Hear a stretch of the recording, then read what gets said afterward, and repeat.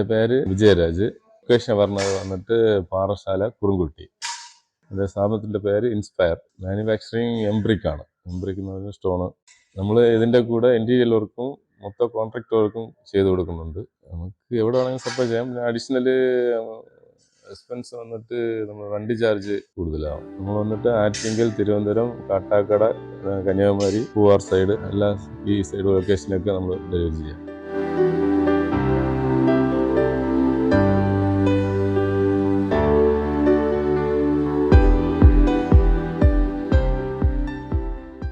ഇപ്പം ചെയ്ത കട്ടയാണ് അത്.